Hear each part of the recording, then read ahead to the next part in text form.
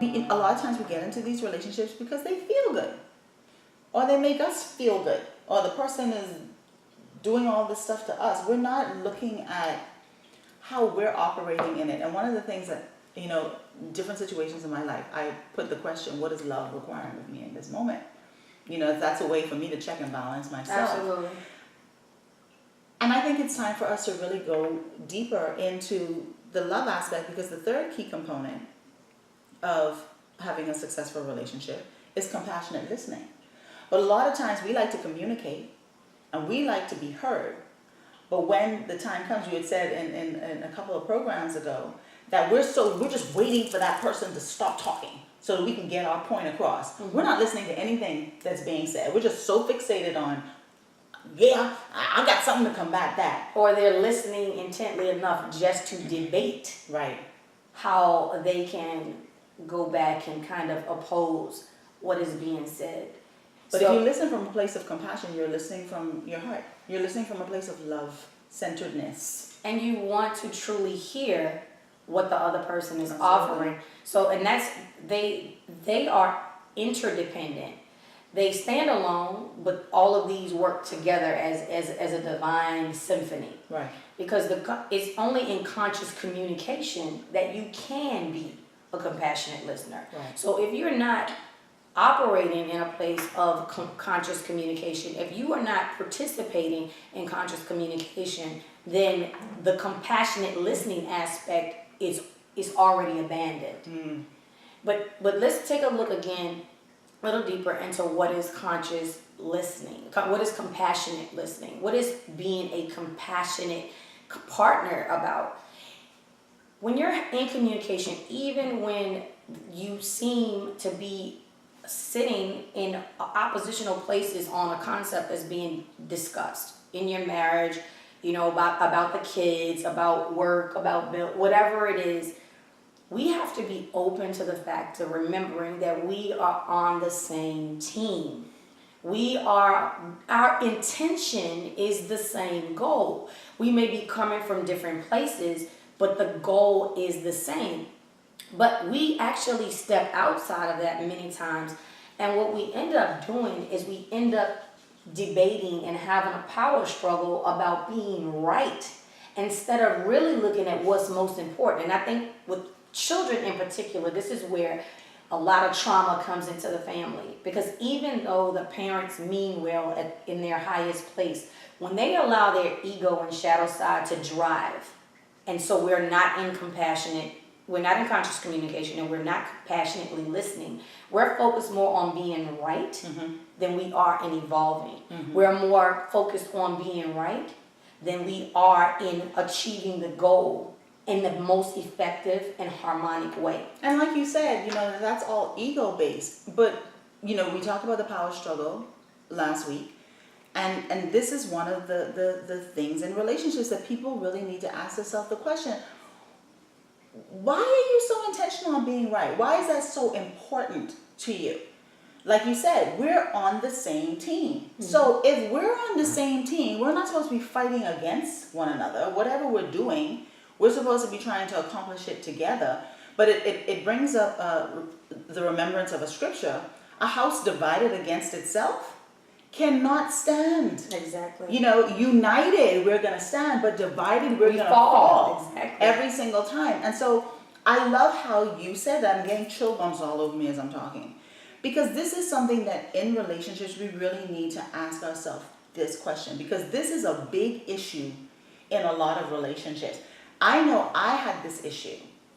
This is something that I struggle with because as a child, I was always made to feel that the way I felt was not important. It was invalid. Right, but the truth of the matter in that was that I felt that about myself. I didn't feel important. Mm-hmm. Otherwise, it would not have really affected me, other people feeling that. Because, if somebody says to me now, you 5'2", you got red hair, you got scruffy big nose, that's not going to move me, because when I look at myself in the mirror, that's not what I see. I know right. That's not who I am.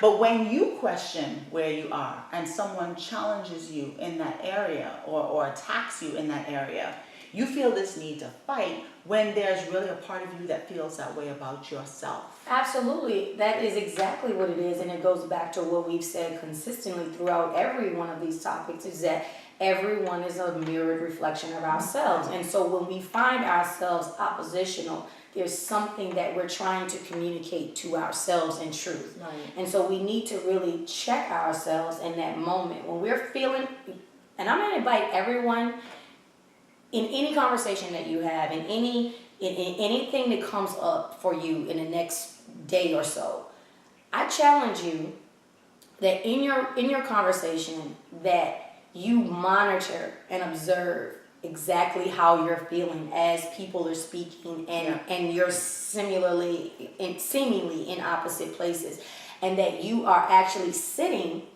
Pay attention. Am I waiting for them to stop speaking? Am I looking for an opening? Am I waiting for them to take a breath? Am I waiting to jump in and counter that? Are my feelings being heard in this? Am I feeling some sort of discomfort by what they're saying? Because one of the things that I wanted to raise in this program as well, and I think this is a perfect place to put it in, is that pain comes to get our attention. Absolutely. So what is the pain trying to tell you? When you have pain manifest in your body, it's telling you that something is wrong in a specific area. It's trying to get your attention to check it out. So when these things come up with the challenge that Nye gave, really look at it and say, okay, what is this coming to tell me? What attention is this placing or showing me that I need to pay attention to more specifically? And so then it leads us to the next key component of a relationship, affection and affectionate toning. Because when you see that there's no need to operate from a fear-based place or an egoic place, then you're more apt to being able to stepping into being affectionate, because you don't feel like you're giving your power away. Right. When you do that, you don't feel this need to be hard, to put up this hard wall, this hard block. So let's talk about that, because we mentioned that 2 programs ago. So break that down a little bit more, especially as it relates to the affectionate toning, and what does that look like? What does affection in action look like? Affection is really one of the bigger and more expansive concepts that actually takes an active form, as opposed to the principles that operate in a more subtle way that we've already mentioned. Affectionate toning is basically an attunement to frequency, an attunement to energy. And it's not necessarily, it's that dance again. You attuning, or you having someone else attune. And that happens in different ways. That happens in our verbal conversations. It happens in the tone and the inflection of our voice when we're speaking to someone. Just like we were just saying, you could be in a heated conversation with someone. Compassionate listening will allow affectionate tuning, affectionate toning, the attunement to come into resonance. Because when you are compassionately listening, what you're doing is you are actually creating a resonant energy field that is reverberating, that is reaching out.